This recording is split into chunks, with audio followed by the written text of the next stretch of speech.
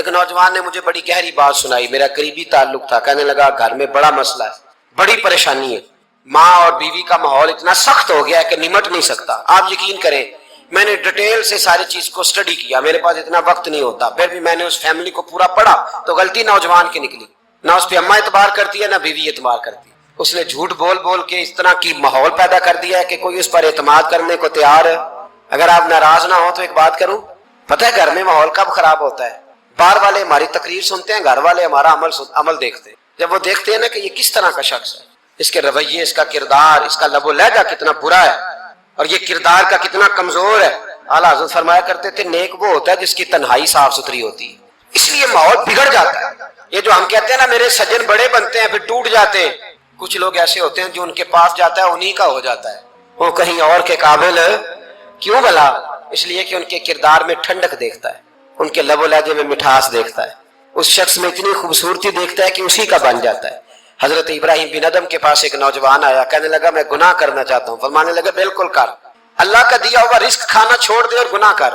کہنے لگا یہ نہیں ہو سکتا، فرمانے لگے چل پھر اس طرح کر، رب کی زمین پہ نہ رہ، کسی اور کی زمین پہ چلا جا۔ کہنے لگا یہ بھی نہیں ہو سکتا، فرمانے لگے چل اللہ کی چھت سے نکل جا۔ کہنے لگا یہ بھی نہیں ہو سکتا، تو آپ رو پڑے۔ فرمانے لگے پھر جناب اسرائیل جب آئیں تو ان سے کہنا مجھے 2-3 سال کی مہلت دے دے، پچھلی میری گناہوں میں گزر گئی، میں ذرا 3 سال عبادت کر لوں۔ تو وہ شخص بھی رونے لگا، کہنے لگا حضور وہ مہلت نہیں دیتے، وہ جب لینے آتے ہیں تو پھر لے کے اللہ تعالیٰ نے جب انسان بنانا چاہا نا تو جناب جبریل کو کہا مٹی لے کے آ زمین سے۔ حضرت جبریل نے مٹی پہ ہاتھ ڈالا تو باقی کی مٹی رونے لگ گئی، اسے جدا نہ کر، تو جناب جبریل چھوڑ کے چلے گئے۔ حضرت میکائیل کو بھیجا مٹی لا، مٹی پہ ہاتھ ڈالا تو باقی کی مٹی رونے لگ گئی، چھوڑ کے چلے گئے۔ جناب اسرائیل کو بھیجا، مٹی پہ ہاتھ ڈالا تو باقی کی رونے لگ گئی، چھوڑ کے نہ جاؤ۔ تو حضرت اسرائیل فرمانے لگے تیرا رونا دیکھو کہ رب کا حکم دیکھو۔ وہ لے گئے، جب پیش کی تو رب کریم نے فرمایا اسرائیل جان نکالنے کی ڈیوٹی بھی تیری، تو مٹی کو لے آنا، باقی مٹی روتی بھی رہے تو روتی رہے، جب میرا فیصلہ آ جائے تو پھر اس میں کوئی گنجائش ہے۔ ہم کھاتے بھی اللہ کا ہیں، نافرمانی بھی اس کی کرتے، زمین پہ بھی اس کی چلتے ہیں، نافرمانی بھی اس کی کرتے، حکم کسی اور کا مانتے، چھت پہ رب کریم کی رہتے، اس طرح نظام نہیں چلتا۔ میرے بھائی یاد رکھ لو گناہوں کی سزا ملے گی، زندگی تنگ ہو جائے، یہاں بھی آزمائش ہوگی اور وہاں بھی۔ میں نے درس پہ کہا تھا پھر بات کہتا ہوں، یہ میں اپنے لیے کہہ رہا ہوں، توجہ ہے میری بات پر۔ دعا فرمایا کرے کہ جو کچھ ہم نظر آتے ہیں اللہ ہمیں ویسا بننے کی توفیق بھی عطا فرمائے۔ اللہ ویسا بننے کی یہ مشکل معاملہ ہے، مشکل۔ لیکن ایک آدمی سیاستدان ہے، اس نے بڑے اچھے نعرے لگائے، انقلاب آ جائے گا، میں غریب کا بھلا کر دوں گا، میں یتیموں کے سر پہ ہاتھ رکھوں گا، میں مجبوروں کی مدد کروں گا، میں دکھیوں کی مدد کروں گا، مزدوروں کو۔ اس نے اچھے اچھے نعرے سکھائے، اچھا اس نے پیغام دیا، اندر اس کے یہ تھا کہ اقتدار ملے گا تو مرضی کروں گا۔ لوگ اس کے گرد بھی گئے، اس کی گاڑی کے پیچھے بھی بھاگے، لوگوں نے اس کے نعرے بھی لگوائے، جیب سے پیسے لگا کے اس کے پوسٹر بھی شائع کیے، لوگ اس کے گرویدہ ہو گئے، لوگوں نے پوری، اور میری قوم نے تو بیچاری نے کئی دفعہ دھوکے کھائے۔ جس نے نعرہ لگایا غریب اسی کے پیچھے مسیحا بن کے چل پڑا، آج دھوکہ دے لیا، لوگوں کو پیچھے لگا لیا۔ یہ بتاؤ اگر راز کھل جائے، اگر راز کھل جائے کہ یہ دھوکہ دے رہا ہے، یہ فریب کر رہا ہے، تو لوگ اس کا کیا حال کریں گے؟ یہ راز قیامت میں کھل جائے گا، قیامت میں یہ راز یہ کھل جائے گا، یہ دھوکے باز تھا۔ اذا زلزلت الارض زلزالہا، جب زلزلہ آئے گا جیسے اس کا آنا ٹھہرا، واخرجت الارض اثقالہا، زمین اپنے بوجھ باہر نکال دے گی۔ اس سے مراد کیا ہے کہ زمین پہ جو جرم ہوئے زمین بتا دے گی، باہر نکل آئے۔ وقال الانسان ما لہا، انسان کہے گا اسے کیا ہوا، یہ تو سب کچھ بتا رہی، بوجھ باہر نکال دے گی۔ ایک آدمی پیر طریقت بن کے بیٹھ گیا، جبہ کبہ پہن کے بڑی پگڑی باندھ کے بیٹھ گیا، اچھی اچھی نیک باتیں بتانے لگا، لوگ اس کی دست بوسی کرنے لگے، ہاتھ چومنے لگے، پیچھے لگ گئے، خدمت کرنے لگے، جیب سے نذرانہ دینے لگے، اس کے نام پر لوگ اپنی جیب سے لنگر پکانے لگے، خانقاہ کی خدمت ہونے لگی، مہمان اس کے آتے، نوکری کوئی اور کرتا۔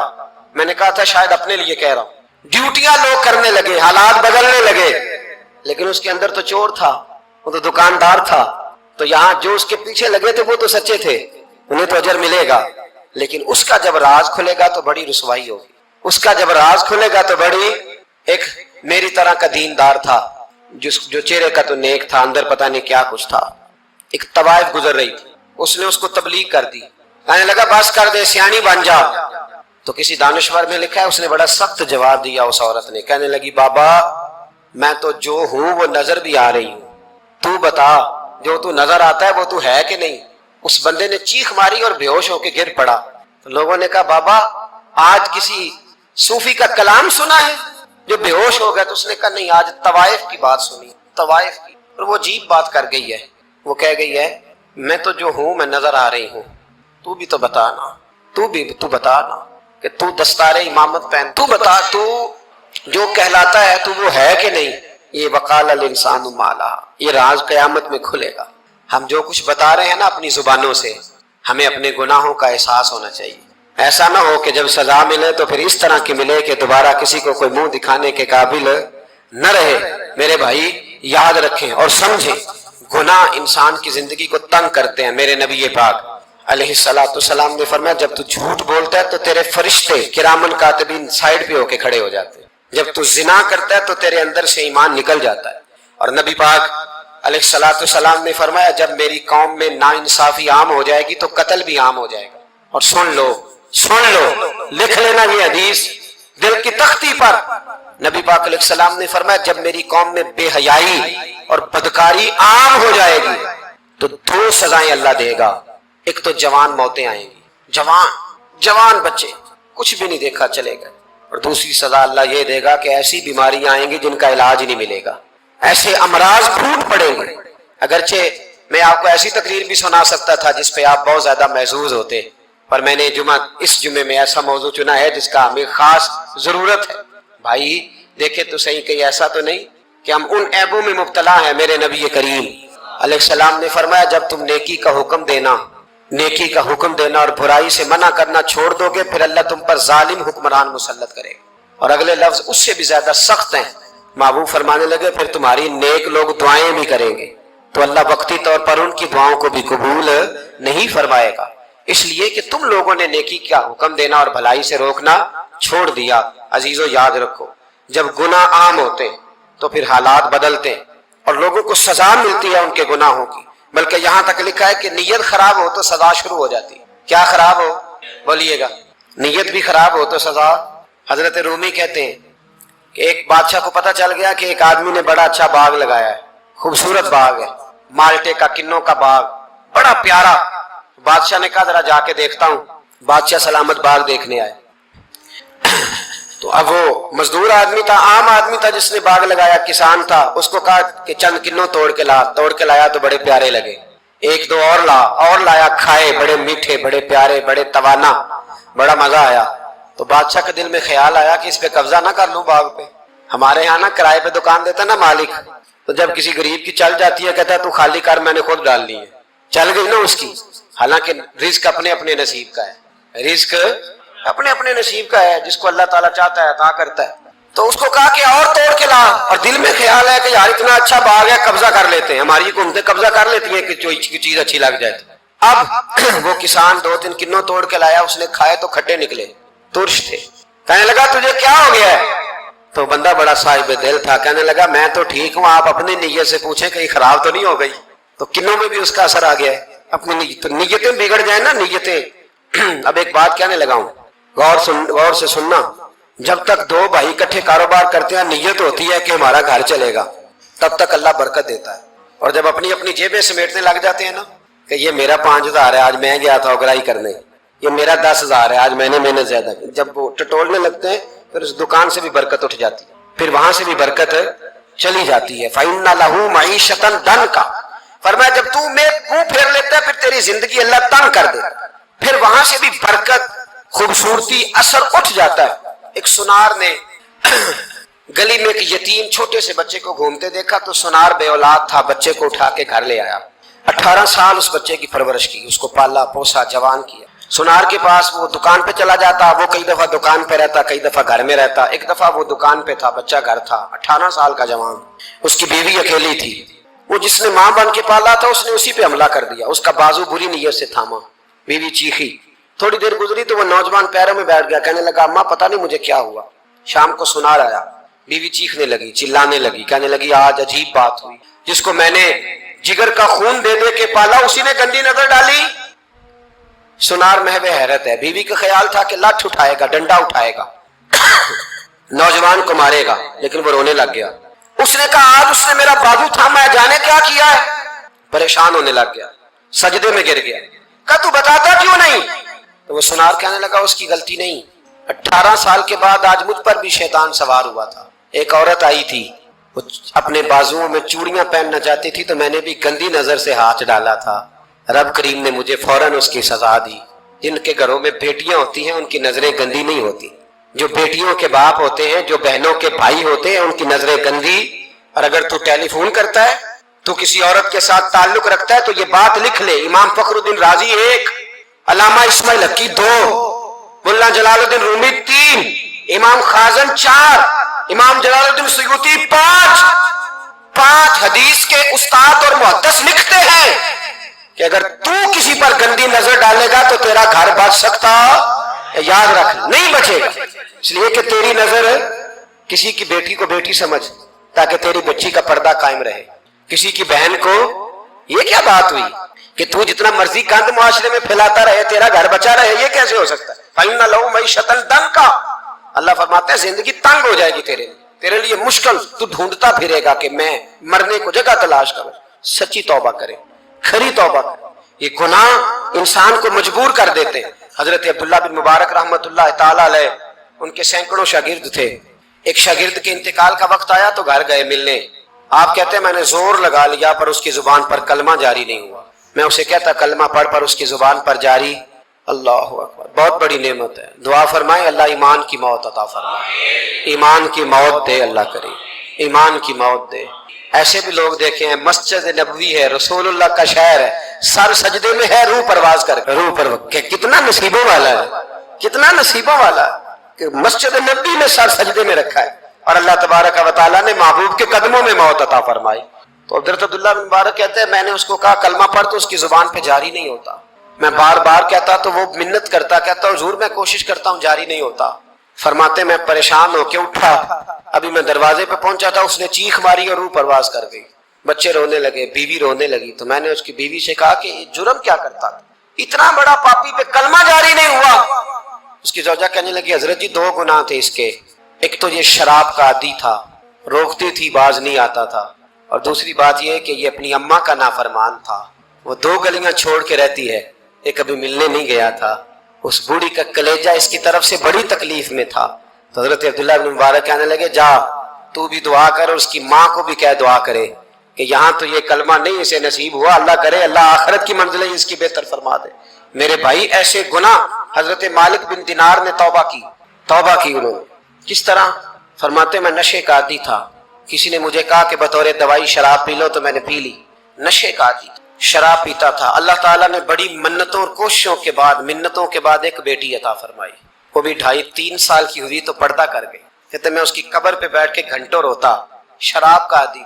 एक दिन सोया तो ख्वाब देखता हूँ कि मेरे पीछे एक बड़ा सांप लग गया है, और सांप जब मुंह खोलता है तो अंगारा निकलता है। मैं फिर दुआ करता हूँ अल्लाह हमें माफ फरमाए, अल्लाह हमसे दरगुजर। मैं कुछ कब्रिस्तानों में जाता हूँ तो मैं सांप बिच्छू फिरते हुए देखता हूँ, तो डर आता है कि हम यहाँ आने वाले हैं। ये लोग कह रहे हैं कि तुम्हारी तैयारी है, किसी वक्त भी ऐलान हो जाएगा कि चलो भाई चलो फलां साहब का जनाजा है, उठो। लोग कहते हैं जल्दी करो, और एक कोने में एक शख्स ये भी कहता है कि देग भी रख लो, मेहमान बड़े जमा हो गए। और एक कोने में लोग ये भी कहते हैं कि बर्फ ठंडी ले आओ, लोगों ने पानी भी पीना। पहले ऐलान होता है कि फलां फौत हो गया, फिर ऐलान होता है जनाजे का टाइम हो गया, फिर ऐलान होता है जनाजा उठाया जाएगा, और फिर बात खत्म हो जाती है। फिर कुल्लु मन अलैहा फान, फिर कोई नहीं पूछने आता, खत्म हो गया, किस्सा ही खत्म हो गया। उन लोगों की कहानी मिट गई, खत्म हो गए। बड़े बड़े कज कुला, कोई पूछने वाला नहीं। मौत का राज है मौत का राज। मौत राज करती है बस, और किसी का राज नहीं। वो राज करती है, जिधर जाती है उसी का राज है, राज कर रही है। तो हजरत मालिक बिन दिनार कहते कब्रिस्तान में मैंने देखा, मैं ख्वाब देखता हूँ, बड़ा अजदहा, उसके मुंह के अंदर आग मेरा पीछा कर रहा है। तो मैं ख्वाब देख रहा हूँ, मैं दौड़ा, लेकिन वो अजदहा जब मैं दौड़ा तो मेरे आगे आके खड़ा हो गया। मैं मशरिक को दौड़ा तो वहां भी आ गया, मगरिब को दौड़ा तो वहां भी आ गया। जनाब मालिक बिन दिनार कहते हैं एक बूढ़ा शख्स कमजोर मुझे बचाने आया, पर उस अजदहा ने फूंक मारी तो वो बूढ़ा आदमी दूर जा गिरा। کہتے میں چیختا تھا, چلاتا تھا, ایک پہاڑی پہ میں بھاگا گیا تو وہاں مجھے میری بیٹی ملی, مجھے فوت ہو گئی. وہ اس اژدہے کے آگے اس نے یوں ہاتھ کیا تو اژدہا پیچھے بھاگ گیا. میں نے بیٹی کو گود میں اٹھایا, میں نے کہا بیٹی یہ کون تھا؟ کہنے لگی ابا یہ تیرا برا عمل تھا, یہ تیرا برا عمل تھا, یہ تجھے کھا جاتا اگر میں نہ ہوتی. تو کہا یہ بوڑھا جو مجھے بچانے آیا یہ کون تھا؟ کہا یہ تیرا اچھا عمل تھا پر کمزور بڑا تھا. حضور فرماتے ہیں بہت لمبا تم نہ بھی نہ رونا, اگر مکھی کے یا مچھر کے پر کے برابر بھی تمہارے آنسو نکل گئے نا, میں اب اس سے زیادہ کیا آپ کی بارگاہ میں بات عرض کروں. حضور فرماتے ہیں ایک مکھی اور مچھر کے پر کے برابر بھی تیری آنکھ سے آنسو نکل آیا, شرط یہ ہے نکلے ریاکاری کے لیے نہیں, نکلے اللہ کی رضا کے لیے, اس کی خشیت میں نکلے. فرمایا اگر مکھی کے پر کے برابر بھی تو رو پڑا تو اللہ تعالیٰ تیرے لیے دوزخ سے آزادی لکھ دے گا.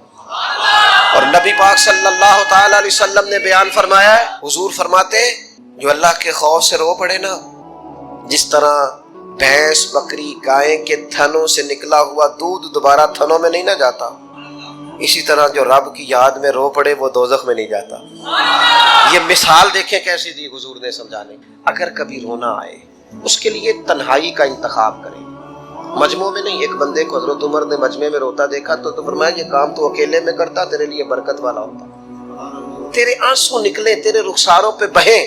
اور شیر خدا تو شیر ہے نا, حضرت مولا علی شیر خدا فرماتے ہیں اگر تیری آنکھوں سے کبھی آنسو نکلے نا اللہ کی یاد میں, حضور کی محبت میں, تو فرمایا ان آنسوؤں کو پوچھنا نا, ان کو چہرے سے صاف نہ کرنا. یہ تو آنسو اس قابل ہیں کہ تیرے رخساروں پہ رہیں, یہ تو روشنی ہے تیرے چہرے کی, ان کو پوچھنا نا. حضرت علی رضی اللہ تعالیٰ عنہ نصیحت کرتے ہیں انہیں رہنے دے, یہ آنسو بڑا قیمتی ہے, یہ نکلا تیری آنکھ سے ہے پر کسی کا ہو کے نکلا ہے, نکلا تیری آنکھ سے ہے پر کسی کے لیے نکلا, نکلا تیری آنکھ سے ہے پر اس نے تجھے بتایا ہے کہ تیرے وجود میں, تیری دھڑکنوں میں, تیرے جذبات میں کسی اور کا بھی حصہ ہے.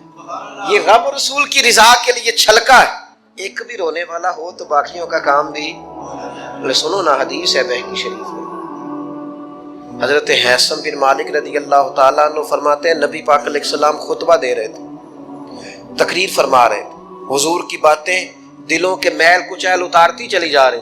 فرماتے ایک شخص نبی پاک علیہ السلام کے سامنے بیٹھ کر حضور کی گفتگو سن رہے تھے, وہ رو پڑے.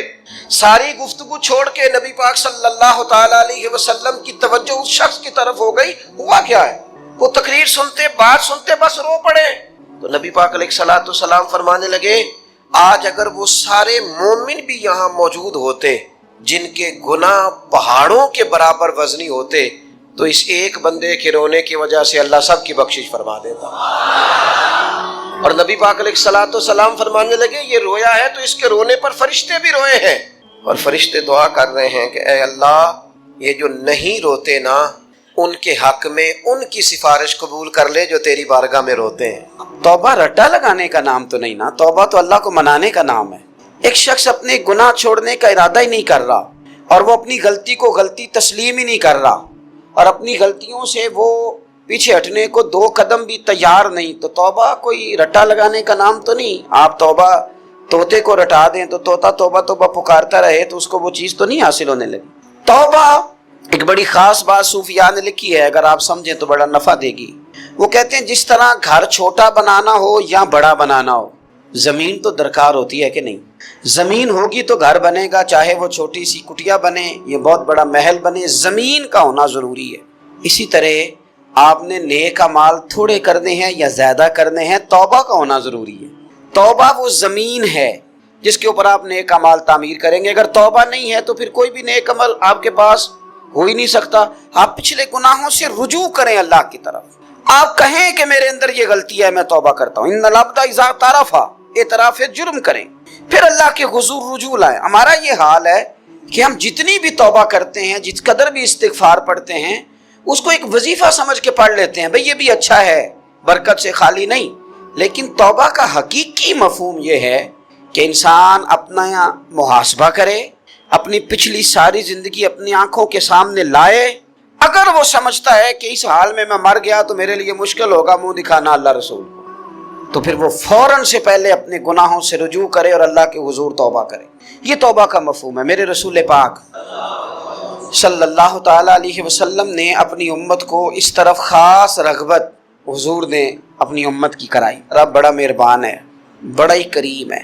وہ تو کسی بندے کی اونٹنی اگر کبھی گم ہو جائے صحرا میں، اور اس طرح گم ہو کہ پیسے بھی اونٹنی پہ ہو، کھانا بھی اونٹنی پہ ہو، کپڑے بھی اونٹنی پہ ہوں، علاقہ بھی صحرا کا ہو، اور اس نے کسی ٹہنی کے ساتھ باندھی ہو، پھر وہ سو جائے، سو کے اٹھے تو اونٹنی غائب ہو۔ اب وہ اتنا پریشان ہو کہ آگے پیچھے دائیں بائیں دیکھا تو پتہ چلا کہ اونٹنی تو غائب ہو گئی، نہ کھانا ہے، نہ پیسے ہیں، نہ کپڑے، نہ سواری ہے، علاقہ صحرا کا ہے، پیدل جا بھی نہیں سکتا۔ تو فرمایا جس طرح وہ بیٹھ کر موت کا انتظار کرنے لگتا ہے، اور وہ منتظر تھا کہ اب موت ہی آئے گی، اب کوئی اور سہارا نہیں۔ فرمایا اچانک اگر اونٹنی سامنے آ جائے تو اسے کتنی خوشی ہوگی؟ یا رسول اللہ اسے تو بڑی خوشی ہوگی۔ فرمایا جب رب کا بندہ توبہ کرتا ہے تو اللہ کو اس سے بھی بڑھ کر خوشی ہوتی ہے کہ بندہ توبہ کر گیا، اپنے گھر واپس آ گیا ہے، اس نے بات مان لی ہے۔ ہمارا اصل مسئلہ احساس کا ہے، توبہ کا نہیں۔